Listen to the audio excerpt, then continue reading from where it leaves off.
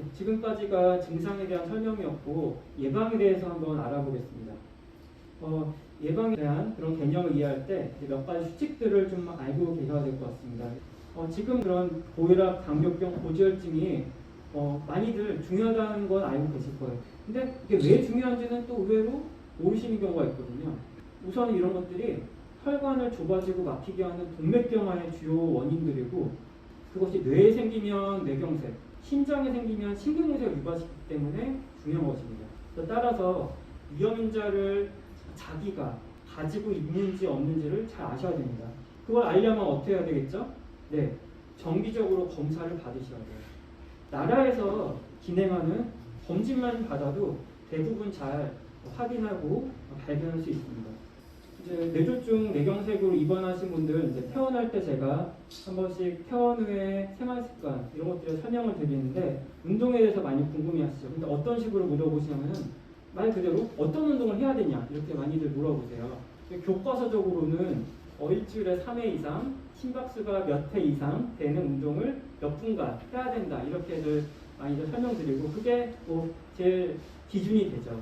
근데 실생활에서는 그런 기준들을 저는 기가 쉽지 않다고 생각합니다. 그럼 뭔가 어떤 것이 더 현실적일까? 꾸준히 할 수 있는 거죠.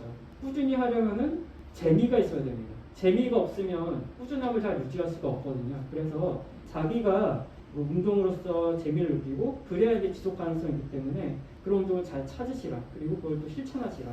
이런 설명을 드리고 있습니다. 세 번째는 음식, 비만과 관련된 겁니다.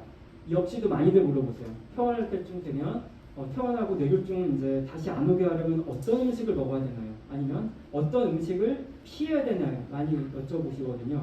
이때도 저는 좀 현실적으로 말씀을 드리려고 하는데 우리나라 분들이 그 음식 문화, 식습관으로 어떤 병을 해결하고자 하는 성향이 굉장히 강하죠. 건강 보조식품, 뭐 한약이라든지 사실 그런 것들은 크게 의미를 가지지는 않습니다. 오히려 작은 나무 하나하나를 보는 게 아니라 큰 숲을 보는 게 중요합니다. 예를 들면은 만약 자기가 고혈압이 있다면 잘 아시는데 덜 짜게 먹는, 그리고 당뇨가 있다면 전체적인 칼로리와 당뇨에 좋은 식습관, 전체적인 그런 구성을 맞추는 게 중요하지 어떤 식품군 하나하나, 음식 하나하나 그것이 중요하지는 않습니다. 그래서 그런 시야에서 그런 걸로 실천하는 것이 중요하겠습니다. 우리나라 분들 음주를 많이들 하시고 특히 이제 어르신들 중에 남자분들이 이제 많이 하시게 되는데 뇌졸중에 술이 안 좋은 건 다들 아시죠. 그래서 보고에 따르면 어떤 술 종류에 따라서 뭐 2잔 이내를 마셔라, 3잔 이내를 마셔라 이런 또 뉴스들 많이 보셨을 겁니다. 그 술 2-3잔을 먹었을 때는 뇌졸중 예방 위험이 있고 그 이상을 먹으면은 기하급수적으로 늘어나는 그런 연구 결과들이 많이 보고가 되는데 근데 실생활에서 그럴 수 있을까요? 오히려 아예 금주를 하고 안 드시는 게 현실적이라고 생각하고 그렇게 설명을 드리고 있습니다. 술은 뭐 1잔, 2잔 먹었을 때 또 건강 효과가 있다고 보고된 그런 경우도 없진 않지만 담배는 아예 그렇지 않습니다. 1개 피라도 피우고 2개 피라도 피울 때는 그런 위험성이 그대로 증가하기 때문에 반드시 담배를 끊으셔야 됩니다. 다행인 건 담배를 끊었을 때 뇌졸중 예방 효과가 꽤 큽니다. 어떻게 크냐? 흡연했을 때 건강에 영향을 미치는 것이 크게 보면 2가지죠. 첫 번째는 암과 관련된 것. 발암 효과가 있기 때문에 암의 발생률을 높이고 두 번째가 이 동맥경화, 혈관을 좁게 막히게 해서 발생하는 것들입니다. 암과 관련해서는 근데 금연을 해도 그 예방 효과가 이미 이제 발암 유발 원인들이 몸에 많이 쌓였기 때문에 예방 효과가 상대적으로 적고 나타나더라도 시간이 많이 흘러야 됩니다. 그렇지만 동맥경화와 관련된 또 이 뇌졸중과 뇌경색은 효과가 큽니다. 금연했을 때 1년이 지나면 50%가 줄어들고 점점점 그 예방 효과가 커져서 5년만 지나면 거의 담배를 이전에 안 피웠던 분들과 비슷해진다는 연구 결과가 있습니다. 그렇기 때문에 반드시 금연이 매우 중요하다고 볼 수 있겠습니다. 그 6번째는 앞서 말씀드린 그런 위험 증상을 잘 숙지해서 혹시라도 이 뇌졸중이 생겼을 때는 바로 병원에 와서 조기 예방과 조기 치료를 하셔야 된다 말씀드리고 싶습니다. 그다음 진단으로 넘어가겠습니다. 진단에서 우선 CT가 있죠. 이 사진에서 보는 것 같이 뇌의 안을 볼 수 있는 단면 사진입니다. 여기서 보면은 위쪽이 얼굴 쪽에 해당이 되고 이 아래쪽이 뒤쪽에 해당이 됩니다. 그래서 뇌 안, 단면 한 층층이 볼 수 있어서 이렇게 뇌경색이 온 것, 뇌출혈이 온 걸 눈으로 확인할 수가 있는 거죠. 또 조영제라는 그런 주사 제제를 사용하면은 혈관도 볼 수가 있습니다. 따라서 혈관이 어디가 좁아져 있는지, 어디가 막혀 있는지 확인할 수 있습니다. CT, MRI 많이 진단에 도움을 받을 수 있습니다. 치료로 넘어가겠습니다. 치료. 바로 큰 병원의 응급실로 뇌졸중 치료가 가능한 병원으로 바로 오셔야 됩니다. 하루 기다렸다 온다? 아니죠. 가능한 빨리 와야 혈관이 막혔을 때 뚫는 혈전 용해제를 사용할 수 있고요. 또 막힌 혈관을 시술로서 뚫는 치료를 할 수가 있습니다. 이런 좋은 방법이 있어도 시간이 지나면 어떨까요? 아무 효과가 없습니다. 이미 뇌조직이 다 손상될 대로 손상되고 죽어있기 때문에 죽은 사람은 살릴 수 없지 않습니까? 이미 좋은 치료로서 혈관을 뚫어도 뇌가 이미 손상이 되어버리면 아무 효과가 없습니다. 그럼 얼마나 빨리 와야 되냐? 혈전 용해제 기준으로는 4.5시간 이내에 투여해야 도움이 된다. 이렇게 정의되어 있습니다. 뇌경색 발생 후 4시간 반 이내에 오고 또 그에 해당하는 증상이 일단 어떤 조건들이 맞았을 때 혈전 용해제 치료를 합니다. 혈전 용해제가 잘 작용해서 혈관이 뚫리게 되면 아주 극적인 후정이 될 수 있죠. 우측에 팔다리 마비되는데 막 번쩍번쩍 들거나 언어가 장애 왔는데 말을 하거나 이런 경우도 볼 수 있습니다. 그렇지만 이 시간이 지나면 혈관도 잘 뚫리지 않을 뿐더러 이미 뇌조직이 상해 있고 오히려 악수가 될 수 있어요. 이 혈전 용해제라는 건 매우 쉽게 표현하면 센 약이기 때문에 출혈을 오히려 유발할 수 있습니다. 그래서 뇌출혈을 오히려 발생시켜서 그런 부작용이 생기기도 할 수 있는, 그렇기 때문에 그 타이밍이 매우 중요한 약이다. 기억해 주시기 바랍니다. 이해를 돕기 위해서 예를 한번 들어보겠습니다. 증상 발생은 오후 9시, 병원 도착은 오후 9시 40분, 20분 만에 검사를 한 거예요. CT, MR을 찍었고 이러면 1시간 전이죠. 불과 1시간 전에 생긴 증상으로 병원에 와서 진단까지 끝났습니다. 실제 요즘에 병원 응급실에 이렇게 할 수 있습니다. 그러면은 혈전 용해제를 쓸 수가 있는 거죠. 이 정액 용량에 따라서 혈전 용해제 약물을 주사제로 투여하였습니다. 그 이어서 혈관을 찍어봤습니다. 혈관이 막혔으니 혈관 사진을 봐야겠죠. 보시다시피 우측으로 가는 혈관이 있어야 할 혈관이 보이지 않습니다. 막혀 있는 거죠. 이렇게 이 혈관과 대칭적으로 있어야 보여야 되는데 그렇지 못합니다.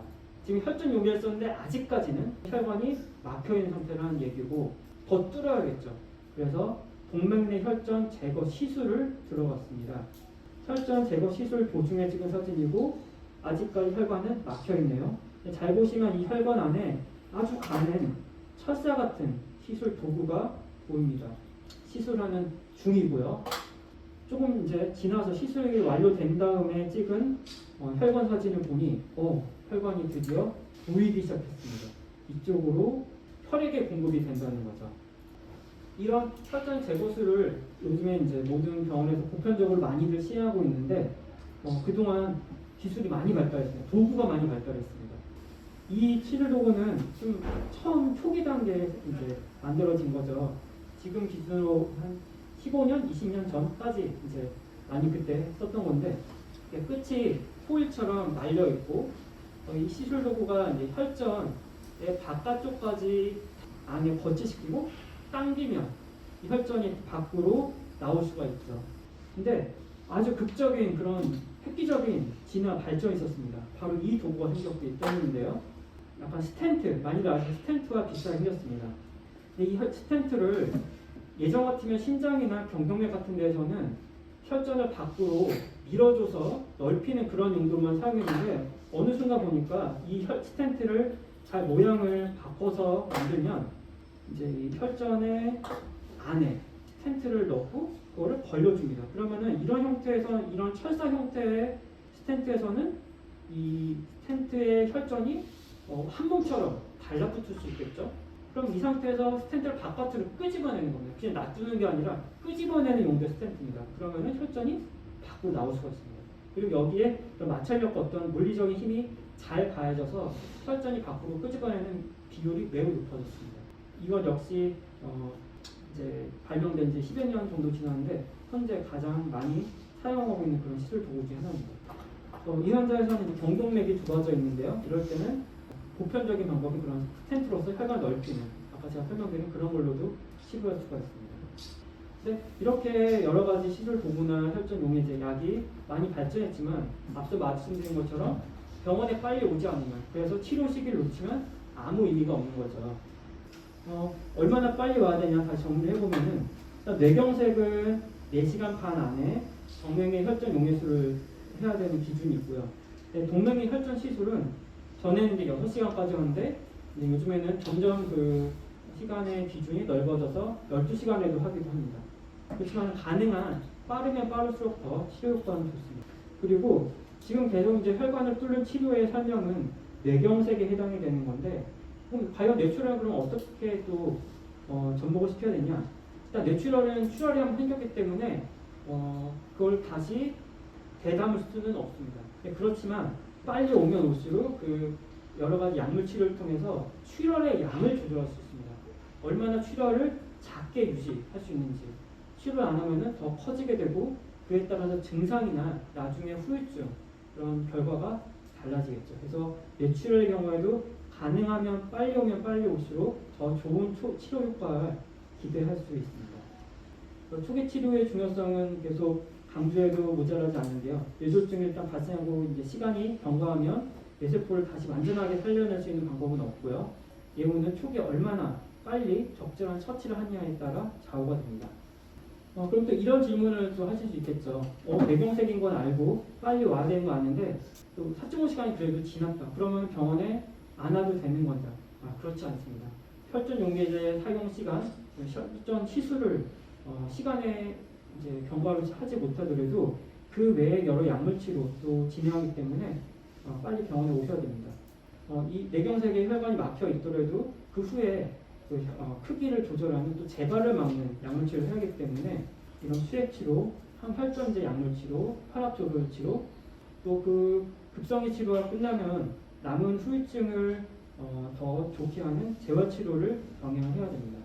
그래서 이런 치료들이 뇌경색의 직접적인 치료가 되는 거고, 근데 이런 직접적 증상뿐만이 아니라 뇌졸중에 여러 가지 무서운 합병증이 있습니다. 바로 폐렴, 욕창, 노로감염 등등의 다양한 그런 합병증이죠. 뇌졸중이 생기면 이 몸 상태가 그 순간부터 이전의 보통 상태가 아닌 이제 기저 상태가 악화가 됩니다. 그래서 이런 폐렴, 욕창, 노로감염 등 합병증에 노출되기 쉬운 상태가 되고, 오히려 이런 것들이 뇌졸중 증상에 오히려 그런 문제를 유발시키기도 합니다.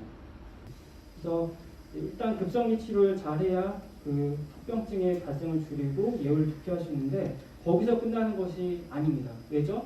뇌졸중은 재발을 잘하게 됩니다. 그래서 한번 발생한 다음에 재발, 그 재발을 막는 예방을 2차 예방이라고 합니다. 뇌졸중의 2차 예방을 위해서 우선 항혈전제, 뇌경색약을 지속적으로 복용하셔야 됩니다. 입원했을 때 하는 검사에 따라서 뇌경색의 원인을 분석하고 그 원인에 맞게 약을 선택하게 됩니다. 그리고 뇌졸중의 중요한 위험인자, 고혈압, 당뇨, 고지혈증을 꾸준히 관리를 해줘야 그 2차 예방에 그런 장점을 기대할 수 있습니다. 그리고 뇌졸중이 한 번 왔을 때 만약에 이런 증상, 후유증이 남아있다면 마비, 보행장애, 저림, 통증, 치매 이런 후유증이 남았다면 그거에 대한 여러 가지 약물 치료, 재활 치료, 그런 기타 등등의 도움되는 치료를 지속해서 더 나은 건강 수명의 연장을 기대할 수 있습니다. 그래서 뇌졸중 제가 계속 쭉 이제 설명을 드렸는데 지금 거의 나온 내용이 중요한데 하나 포인트가 이제 다 이해하실 겁니다. 바로 조기 치료와 조기 예방 이런 것들이고, 그런 것들이 잘 되기 위해서는 평소에 건강한 생활습관, 투약이 뒷받침되는 예방을 잘해야 된다. 이것입니다. 뇌졸중의 증상을 잘 이해하고 혹시 증상이 발생했을 때는 빨리 병원에 오셔서 조기 치료를 받아야 뇌졸중을 치료할 수 있다. 그리고 제일 좋은 거는 발생 전에 뇌졸중의 위험인자들을 잘 파악해서 예방을 잘하는 것이다. 이런 것들을 꼭 기억해 주시기 바랍니다. 오늘 강의를 이것으로 마치겠습니다. 감사합니다.